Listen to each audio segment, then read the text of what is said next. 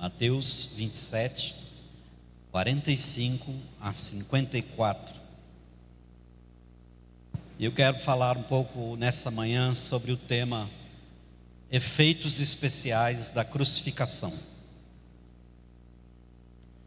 45. Ao meio-dia desceu sobre toda a terra uma escuridão que durou 3 horas. Por volta das 3 da tarde, Jesus clamou em alta voz: Eli, Eli, lama sabachthani, que quer dizer: meu Deus, por que me desamparaste? Alguns dos que estavam ali pensaram que ele chamava o profeta Elias. Um deles correu, ensopou uma esponja com vinagre e a ergueu num caniço para que ele bebesse. Outros, porém, disseram: esperem, vamos ver se Elias vem salvá-lo. Então Jesus clamou em alta voz novamente e entregou o seu espírito. Naquele momento, a cortina do santuário do templo se rasgou em 2 partes, de cima até embaixo. A terra estremeceu, rochas se partiram e sepulturas se abriram. Muitos do povo santo que haviam morrido ressuscitaram. Saíram do cemitério depois da ressurreição de Jesus, entraram na cidade santa de Jerusalém e apareceram a muita gente. O oficial romano e os outros soldados que vigiavam Jesus ficaram aterrorizados com o terremoto e com tudo que havia acontecido e disseram: este homem era verdadeiramente o Filho de Deus. Muitas mulheres que tinham vindo da Galiléia com Jesus para servi-lo olhavam de longe. Entre elas estavam Maria Madalena, Maria mãe de Tiago e José, e a mãe dos filhos de Zebedeu. Abençoa, meu Deus, a parte da tua palavra lida nesta manhã. Contamos com o poder do teu Espírito Santo para desvendar aquilo que está além da letra. Pedimos que o Senhor nos ensine novamente, para que possamos, ó Deus, cada dia amadurecer e desenvolver a nossa fé, para que possamos ser verdadeiramente discípulos de Jesus. Louvado seja o nome do Senhor e a leitura da tua santa palavra nessa manhã, em nome de Jesus. Amém. Quando nós falamos em efeitos especiais, a nossa mente vai para o campo semântico do cinema, porque é ali que se usa mais essas expressões, ou esta expressão. Efeito especial é uma coisa tão valorizada que é premiada com o Oscar. A indústria cinematográfica gasta bilhões de dólares para que os efeitos especiais sejam tão perfeitos que levem as pessoas a acreditar que o imaginário é real. Mas efeitos especiais não são somente algo fabricado a partir de uma tecnologia. Efeitos especiais é tudo que acontece, que as pessoas ficam admiradas e que nos custa acreditar naquilo que estamos vendo. E quando nós falamos sobre os efeitos especiais do cinema, da sétima arte, nós avaliamos se aquilo foi realmente realizado, e a pergunta que vem é: será que valeu o ingresso? Porque vamos combinar que existem efeitos que são muito ruins, que nós chamamos de trash. Será que valeu o ingresso? Quando nós olhamos para essa parte, essa narrativa de Mateus sobre a crucificação de Jesus, muitas coisas estranhas aconteceram. coisas que não acontecem todos os dias.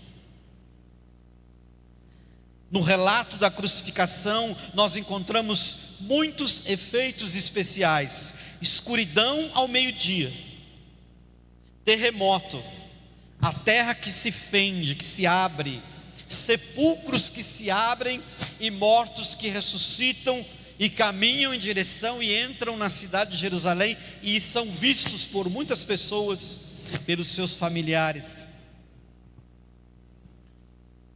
E aqui também cabe uma pergunta: o que esses efeitos da crucificação devem causar em nós? Nós sabemos que os efeitos especiais do cinema são algo fabricado para tentar parecer-se com o real. Mas nós sabemos racionalmente que é impossível aquilo acontecer. E pasmem, muitas pessoas, inclusive alguns teólogos liberais, olham para alguns textos bíblicos, inclusive para estes, e afirmam: não foi exatamente isso que aconteceu. Aqui nós estamos lendo em linguagem figurada. Para esses pseudo-teólogos, Moisés não navegou num cestinho de vime no Nilo. O mar vermelho não se abriu. Jesus não multiplicou pães. Pedro não andou sobre as águas. Tudo isso para eles é linguagem figurada. Por quê? Hebreus dá a resposta. A palavra foi pregada a todos, mas nem todos a receberam, porque ela não estava misturada com a fé. É preciso que a palavra esteja misturada com a fé, para que ela atinja o seu coração e pelo Espírito seja aplicada na sua vida de maneira prática. E eu retorno à pergunta: o que esses efeitos da crucificação de Jesus devem causar em nós, em mim, em você? E eu separei 4 coisas que devem acontecer quando eu e você olhamos para essas coisas que aconteceram enquanto Jesus estava sendo crucificado, enquanto Ele estava dando a sua vida por nós. A primeira delas, a convicção de que vem de Deus. Quando nós olhamos para coisas estranhas, que estão para além do natural, para o sobrenatural, nós podemos classificar coisas estranhas em algumas categorias. Por exemplo, quando Moisés se apresentou a Faraó e realizou alguns milagres, os feiticeiros do Egito conseguiram reproduzir alguns deles. Lembra disso? O cajado de Moisés se transformou em serpente, mas o cajado dos feiticeiros também. Mas houve outros milagres que Deus realizou na terra do Egito que eles não conseguiram reproduzir, principalmente aqueles que era necessário gerar alguma vida. Por exemplo, transformar o pó da terra em piolhos. Então, existe aquilo que é para além do natural, que traz efeitos especiais, mas que não vem de Deus. O apóstolo Paulo adverte a igreja dizendo que não devemos ignorar os ardis de Satanás, que ele pode se apresentar até como um anjo de luz.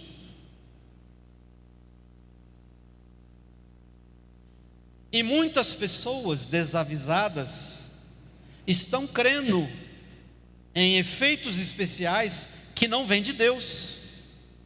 E para espanto e tristeza nossa, muitas igrejas ditas evangélicas estão realizando efeitos especiais para o seu público, mas efeitos que não vêm de Deus.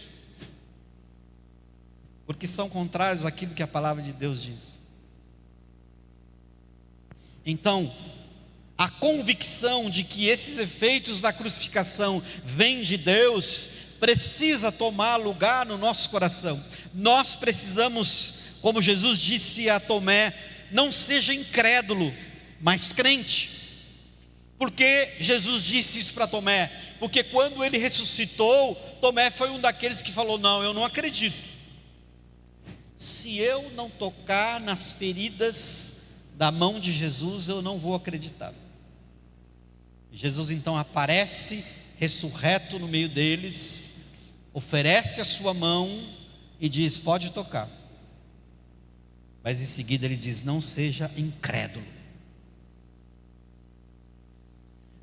Por que que os efeitos especiais da crucificação devem causar em nós a convicção de que vem de Deus? Nós vamos encontrar a resposta no próprio texto, e é bom que seja assim. Toda argumentação de pregação da palavra deve encontrar a sua base e a sua resposta no próprio texto bíblico,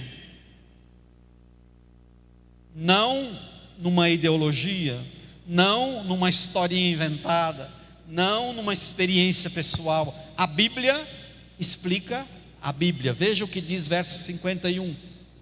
Naquele momento, a cortina do santuário do templo se rasgou em duas partes. E o evangelista faz questão de destacar: rasgou como? De cima para baixo. É a convicção de que vem de Deus.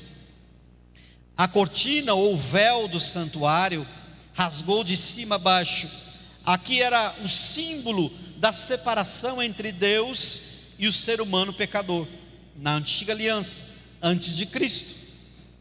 O próprio Deus ordenou que se confeccionasse no santuário uma cortina, um véu, que separaria o lugar santo do santo dos santos, onde ninguém podia entrar, apenas o sumo sacerdote, uma vez por ano, para oferecer sacrifícios, primeiramente por ele e depois por toda a congregação de Israel.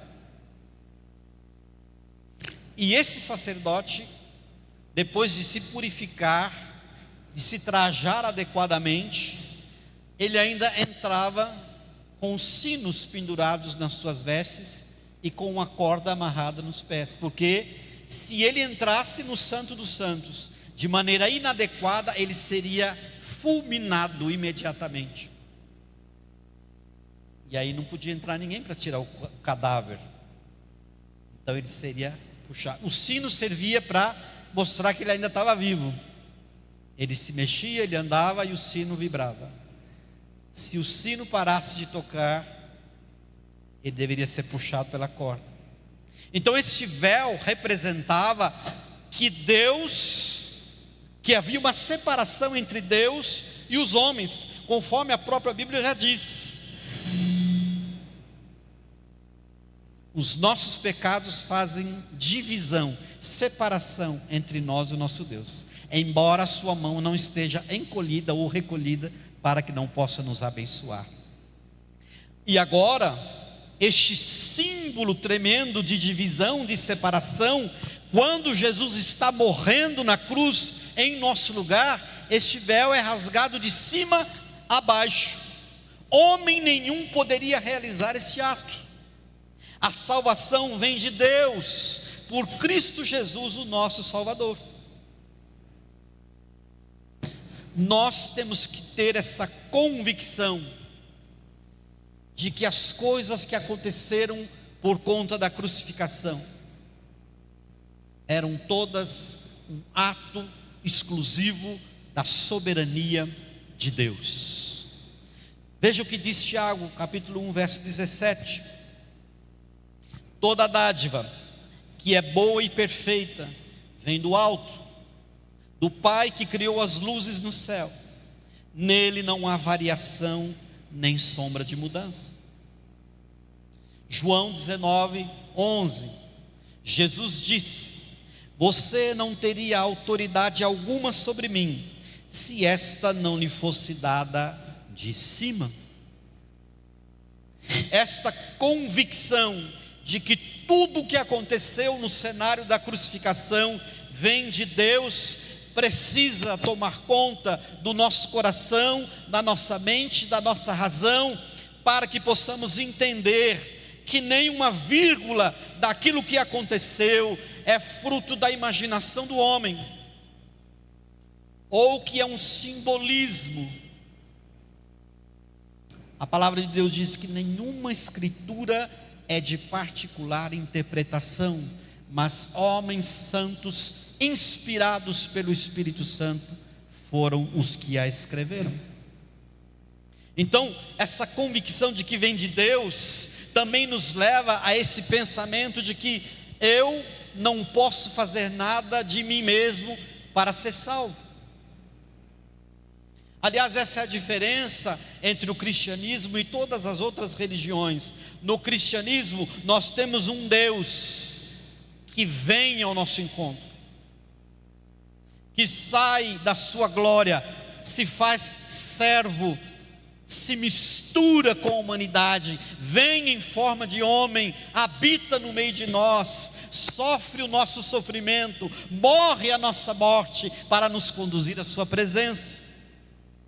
E agora o próprio Deus, recebendo o sacrifício perfeito do seu Filho Jesus, Ele mesmo toma a atitude de rasgar o véu, porque agora não fazia mais sentido.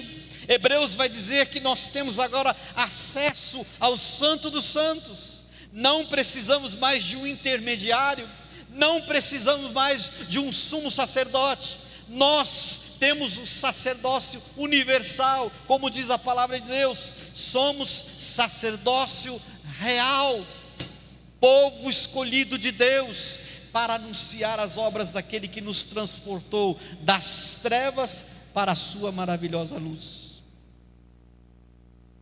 Não tem mais véu, não tem mais separação. Jesus abriu um novo e vivo caminho pelo seu sangue. Enquanto o corpo de Jesus era rasgado pelo suplício da cruz, o véu também era rasgado no templo, e todos os filhos de Deus eram convidados à presença do Todo-Poderoso, ao Santo dos Santos, pelo vivo e novo caminho, pelo sangue de Jesus Cristo. Mas isso é alguma coisa que só Deus pode fazer. Por isso nós temos que ter essa convicção que tudo aquilo que estava acontecendo vem de Deus.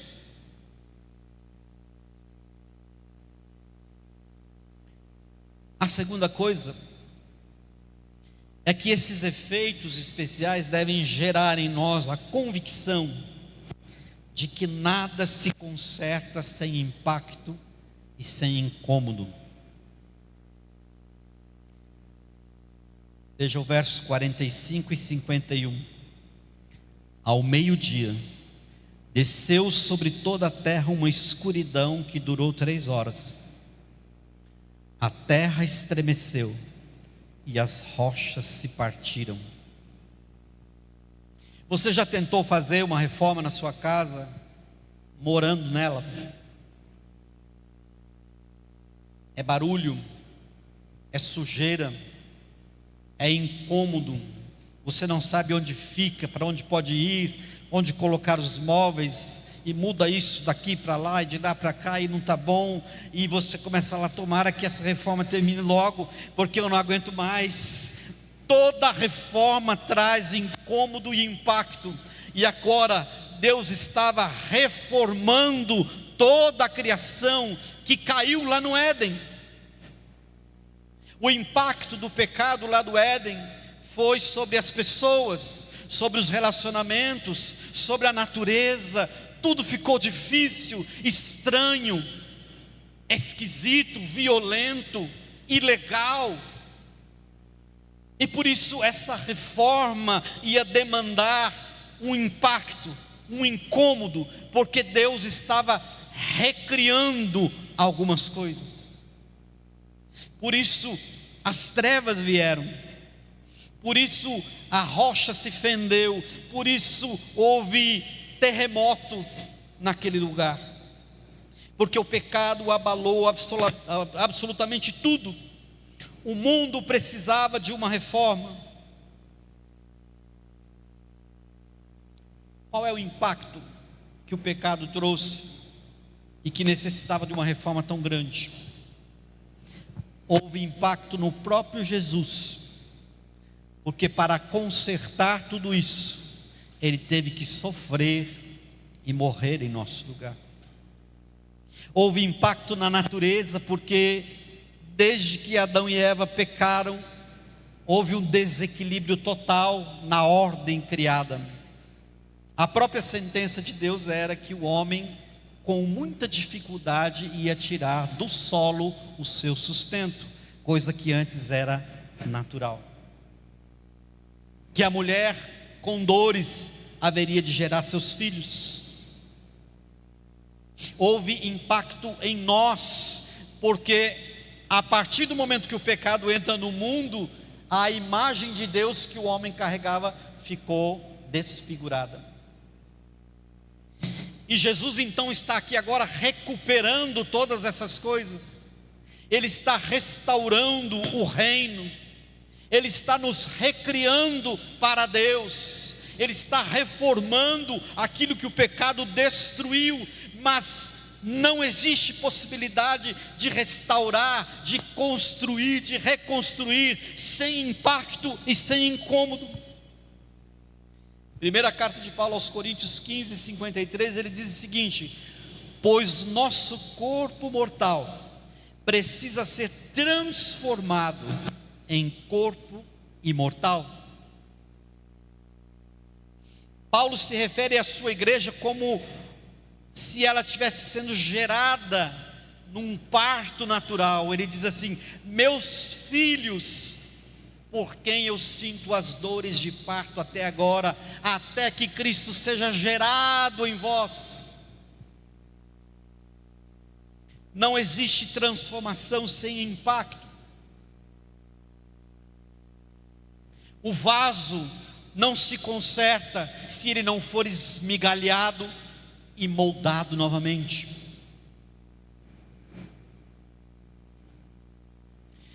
Por isso Paulo está dizendo: o nosso corpo mortal precisa ser transformado em corpo imortal. Colossenses capítulo 1, verso 24, Paulo diz assim: alegro-me quando sofro por vocês em meu corpo, pois participo dos sofrimentos de Cristo, que continuam em favor do seu corpo, a igreja.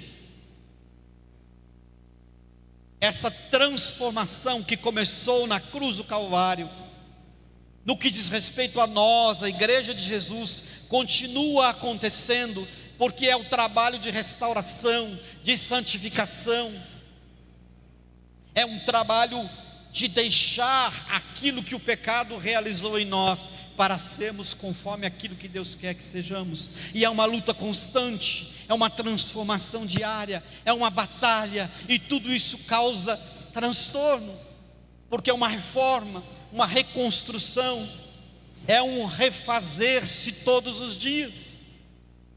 Por isso, a cena da crucificação deve trazer para mim e para você a convicção de que nada se conserta sem impacto e sem incômodo. Se a tua trajetória de vida, a partir do momento que você conheceu Jesus, não trouxer diariamente um incômodo e um impacto, alguma coisa está errada. Porque é difícil mudar hábitos, é difícil mudar comportamentos, é difícil mudar vícios, é difícil curar traumas, é difícil se libertar da inveja, da amargura, é difícil não ser inimigo daquele que nos odeia, é muito difícil. E essa transformação que Cristo e o Evangelho e a palavra propõem para mim e para você, traz incômodo. E nós temos que ter isso em mente. Algumas pessoas imaginam que todo o que era necessário para a transformação era de única responsabilidade de Jesus. Então ele morreu por mim, está tudo bem, eu vou para o céu, glória a Deus, aleluia. Não, porque essa é a parte que cabia a ele como filho de Deus. Mas e a parte que cabe a mim e a você, como instrumentos de transformação, de rejeição do pecado, de transformação da mente? Mas transformai-vos pela renovação da vossa mente, para que experimenteis qual seja a boa, agradável e perfeita vontade de Deus. Terceira coisa, os efeitos especiais da crucificação devem trazer para mim e para você a convicção de que isso que aconteceu é real e não são truques baratos. Ontem eu assisti uma superprodução sobre o Êxodo, que tinha muitos efeitos especiais, muito bem feitos, por sinal. Mas o roteirista pecou, porque distorceu praticamente 80% da história do Êxodo. E não é assim com os efeitos especiais da crucificação, porque quando nós olhamos, embora isso nos surpreenda, nós sabemos que esses são reais, que as trevas realmente vieram do meio-dia às 3 horas da tarde, que o terremoto chacoalhou aquela região como nunca, que as rochas se partiram, que os túmulos se abriram, que pessoas ressuscitaram e que depois entraram em Jerusalém e foram recebidos pelos seus. Versos 52 e 53 dizem isso: as sepulturas se abriram, muitos do povo santo que havia morrido ressuscitaram, saíram do cemitério depois da ressurreição de Jesus. Imaginem na sua mente essa cena. Entraram na cidade santa de Jerusalém e apareceram para muita gente. Este efeito especial no cinema causaria em nós terror, porque é no filme de terror que aparece morto ressuscitando e entrando na cidade. Mas aqui o efeito é contrário, porque nós sabemos de onde esse efeito vem e porque ele é real. Ao invés de terror, isso nos causa louvor, honra e glória ao Santo de Israel, porque ele é o princípio de toda a ressurreição. Sepulturas se abriram, santos ressuscitaram, entraram em Jerusalém e apareceram para muita gente.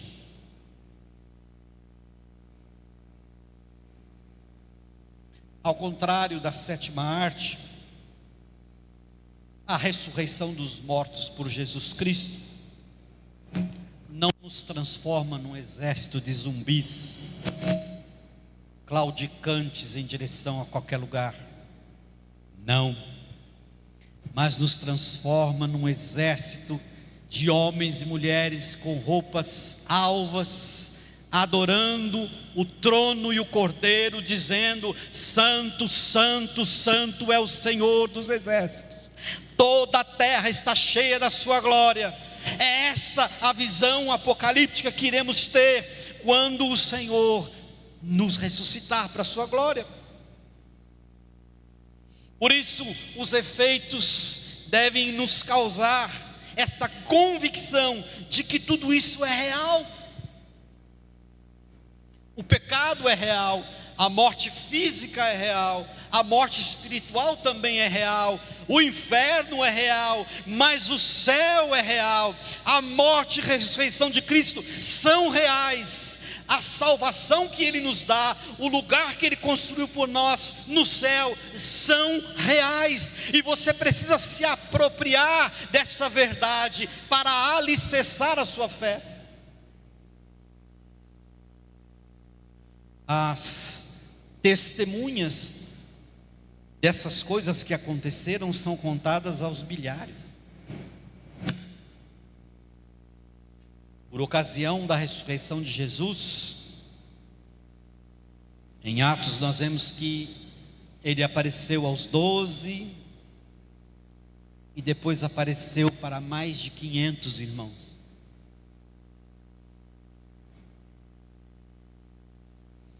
Um missionário conta que estava num lugar muito remoto da terra e eles estavam pensando uma estratégia para evangelizar. E eles perceberam que as tradições milenares daquele povo eram passadas em forma de teatro. As pessoas gostavam de fazer representação teatral.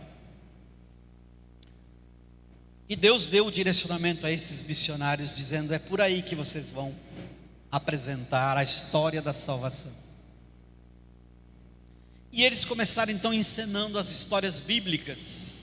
E como esse povo já tinha a prática do teatro, aconteceu tudo de maneira muito profissional. E eles gostavam das histórias. E eles acreditavam nas histórias. E assim foi caminhando o Antigo Testamento, a vinda de Jesus, o Evangelho. E quando chegaram na parte em que os apóstolos estão orando, e o texto diz que um terremoto aconteceu naquele lugar. Quando eles estavam encenando essa parte, a terra tremeu naquele lugar, na tribo onde eles estavam. E o Espírito tocou aquele povo de tal forma que eles passaram quase 2 horas pulando e gritando a expressão "e tal", que significa "é verdade". É verdade. Toda a palavra de Deus é verdade. Jesus Cristo é a verdade. Por isso essa convicção de que tudo isso que aconteceu não são truques. Não são truques engendrados pelos mistérios ocultos dos feiticeiros, muito menos pela competência tecnológica do cinema, mas pelo poder de Deus, algo que vem do alto, o poder de Deus que opera no meio do seu povo. E se Deus pode fazer um terremoto, se Deus pode fazer as pedras se partirem em 2, se Deus pode ressuscitar muitas pessoas e entrar em Jerusalém, Ele pode ressuscitar você, Ele pode ressuscitar o que está morto dentro de você, Ele pode ressuscitar os seus sonhos, Ele pode ressuscitar a tua casa, a tua família, a tua fé, a tua convicção. Esta entrada em Jerusalém é profética, porque o propósito de Jesus pela sua morte e ressurreição é que todos nós, todos os que somos a igreja de Jesus, iremos ressuscitar e entrar um dia na Jerusalém celestial, para estar na eternidade com o Senhor, adorando o Santo dos Santos, o Senhor dos Senhores, o nome sobre todo nome. 1 de João 1, de 1 a 3, ele diz o seguinte: proclamamos a vocês aquele que existia desde o princípio, aquele que ouvimos e vimos com nossos próprios olhos, e tocamos com as nossas próprias mãos. Ele é a palavra da vida, aquele que é a vida nos foi revelado, e nós o vimos. Agora testemunhamos e lhes proclamamos que Ele é a vida eterna. Ele estava com o Pai e nos foi revelado. Anunciamos-lhes aquilo que nós mesmos vimos e ouvimos, para que tenham comunhão conosco. E nossa comunhão é com o Pai e com o seu Filho Jesus Cristo. Sabe o que o apóstolo está dizendo? Que eles viram Jesus, que eles ouviram as palavras diretamente da boca de Jesus, que eles tocaram em Jesus, E por isso todos aqueles que não tiveram essa experiência sinestésica de tocar, de ver, de ouvir, podem ter comunhão com esses que o fizeram em Cristo Jesus, porque somos agora uma só congregação. Por isso ele diz, é nossa comunhão, é com o Pai e com o seu Filho. Por isso estamos todos unidos num só corpo, num só rebanho. Pessoas que creem realmente no seu coração que tudo o que aconteceu é real, embora seja extraordinário. É real, embora seja difícil de acreditar pelo racional. Mas a fé é a certeza das coisas que se esperam e a convicção dos fatos que ainda não vemos. Isso nos leva à quarta consideração. Os efeitos especiais da crucificação devem trazer para mim e para você a convicção de que Jesus é o Filho de Deus. Verso 54. O oficial romano e os outros soldados que vigiavam Jesus ficaram aterrorizados com o terremoto e com tudo o que havia acontecido, e disseram: este homem era verdadeiramente o Filho de Deus. Que declaração poderosa, que declaração magistral, que convicção de fé que parte daqueles de quem menos se esperava. O relato diz que os principais discípulos nem estavam ali na crucificação. Somente as mulheres corajosas, diz o texto bíblico, estavam ali. E João. Os outros fugiram todos. E agora, da boca de quem menos se esperava, do algoz, do comandante da crucificação, daquele que era o chefe de quem ia infligir em Jesus uma das piores torturas que se tem notícia, ele mesmo, vendo os efeitos especiais que estavam acontecendo, faz uma declaração que é impactante. Ele declara com a sua boca: este homem era verdadeiramente o Filho de Deus. Quem aqui já fez essa declaração? Quando subiu ao seu coração uma fé inabalável para crer no sacrifício, na morte e na ressurreição de Jesus.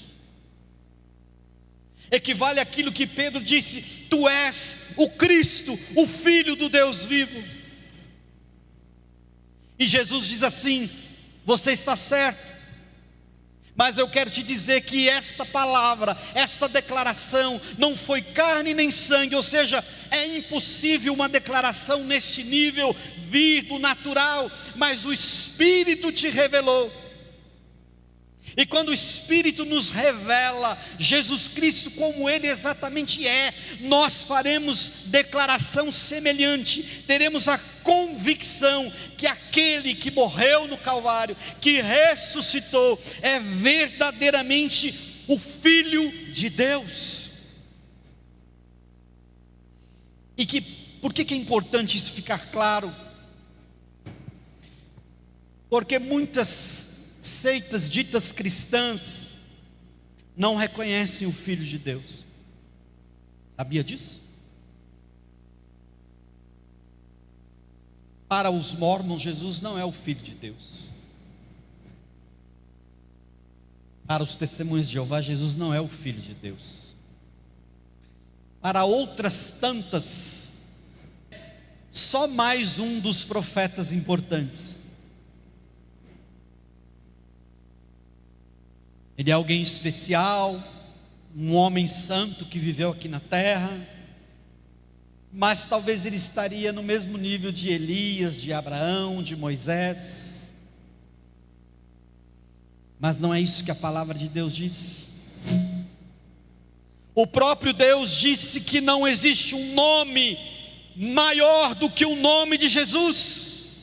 E Ele declara mais: diante deste nome, todo joelho se dobra e toda língua confessa que é Senhor, para a glória de Deus Pai. Então essa declaração do oficial romano, que talvez nem conhecesse Jesus, que não tinha intimidade com o cristianismo, que talvez nunca tivesse ouvido um sermão de Jesus, que era ali o comandante e o encarregado de fazer a crucificação de Jesus, ele, olhando todas essas coisas, faz essa declaração: verdadeiramente este homem é o Filho de Deus. E quanto a mim, e quanto a você, será que já temos essa convicção?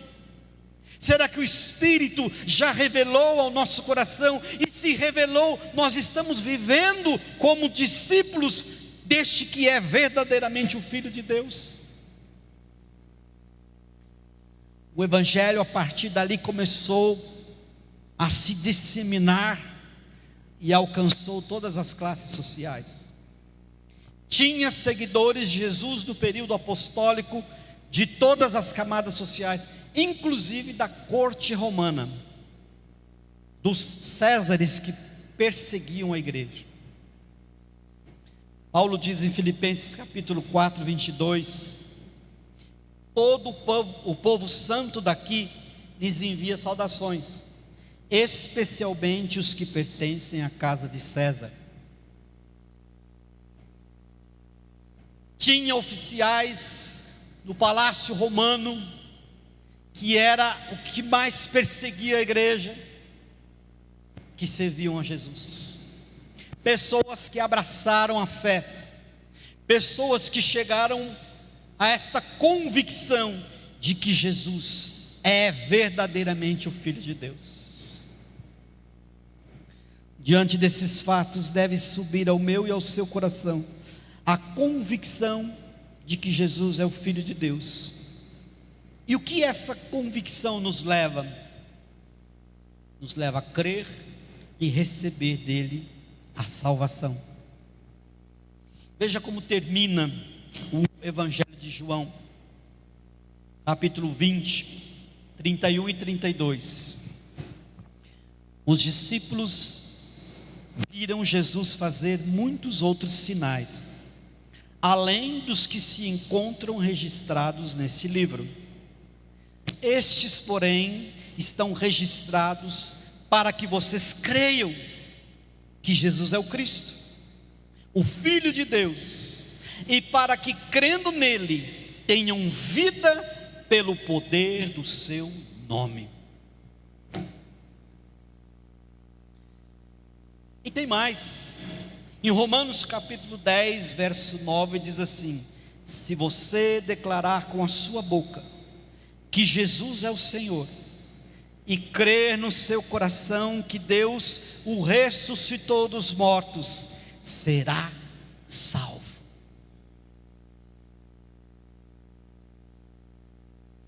Eu tenho para mim com quase certeza que este oficial romano creu em Cristo, se converteu, e nós vamos encontrá-lo na eternidade.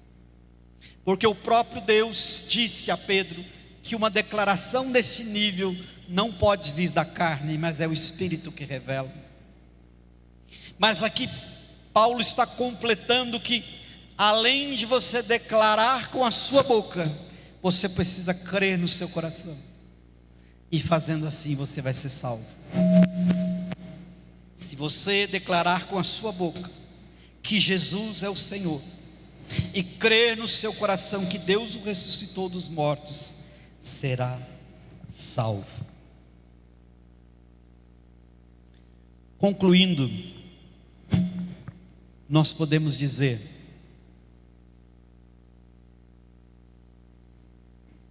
que o diabo também tem lá os seus efeitos especiais. Eu gosto de fazer um trocadilho chamando isso de defeitos especiais. Os feiticeiros fizeram a mesma coisa no Egito, transformaram o cajado em cobra, transformaram a água em sangue, mas eles puderam ir só até um certo ponto. E foi assim durante toda a história.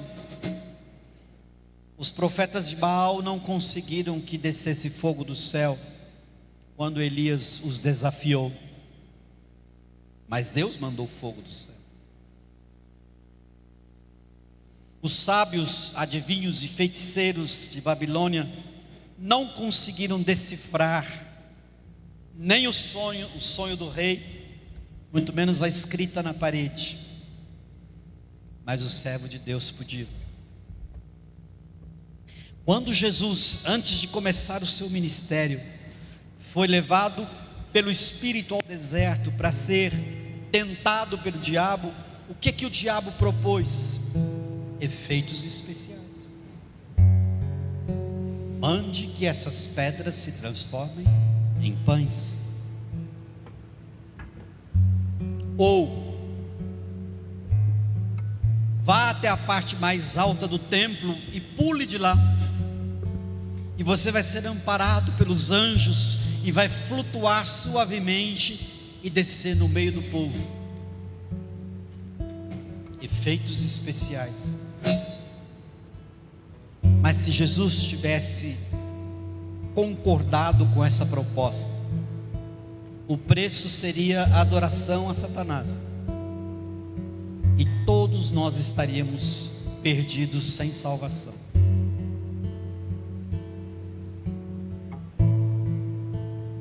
Os efeitos que a crucificação, morte e ressurreição de Jesus devem causar em nós seriam, portanto, uma fé genuína, um arrependimento dos nossos pecados, uma entrega total a Ele em submissão e obediência para a salvação da nossa alma. Vamos ficar em pé. Feche os teus olhos. Essa revelação do Espírito acerca dessa palavra para a sua vida. Tenha coragem e diga ao Espírito Santo, desse jeito assim, ó, o que isso tem a ver comigo? Fala mesmo de verdade aí agora, você e o Espírito Santo. O que essa palavra tem a ver comigo? O que o Senhor deseja que eu aprenda e mude a partir dessa palavra?